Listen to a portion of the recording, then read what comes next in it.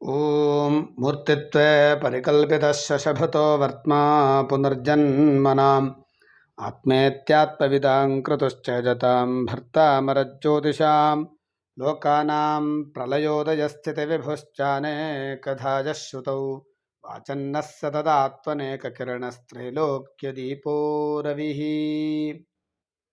ನಮಸ್ಕಾರ. ಶನೈಶ್ಚರ ಗ್ರಹಕ್ಕೆ ಮಿತ್ರಗ್ರಹಗಳು, ಸಮಗ್ರಹಗಳು ಹಾಗೂ ಶತ್ರುಗ್ರಹಗಳು ಯಾವ್ಯಾವುದು ಅನ್ನೋದನ್ನು ನೋಡೋಣ. ಶನೈಶ್ಚರ ಗ್ರಹಕ್ಕೆ ಬುಧ, ಶುಕ್ರ ಹಾಗೂ ರಾಹುಗ್ರಹಗಳು ಮಿತ್ರಗ್ರಹಗಳಾಗ್ತವೆ. ಗುರುಗ್ರಹವು ಸಮಗ್ರಹವಾಗುತ್ತೆ.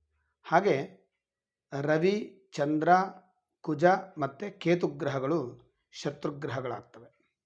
ಶನೈಶ್ಚರ ಗ್ರಹಕ್ಕೆ ಬುಧ, ಶುಕ್ರ, ರಾಹು ಮಿತ್ರಗ್ರಹಗಳು, ಗುರುವು ಸಮಗ್ರಹವು, ಶತ್ರುತ್ವವೂ ಇಲ್ಲ, ಮಿತ್ರತ್ವವೂ ಇಲ್ಲ.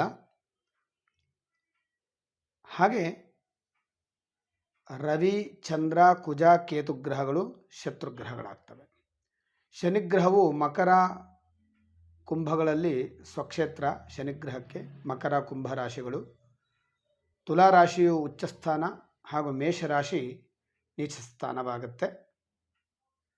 ಶುಭಗ್ರಹಗಳ ದೃಷ್ಟಿ ಇದ್ದಲ್ಲಿ ಹೆಚ್ಚು ಶುಭ ಫಲಗಳು, ಅಶುಭ ಗ್ರಹಗಳ ಯುತಿ ಮತ್ತು ದೃಷ್ಟಿ ಇದ್ದಲ್ಲಿ ಅಶುಭ ಫಲಗಳು ಉಂಟಾಗತಕ್ಕಂಥದ್ದು.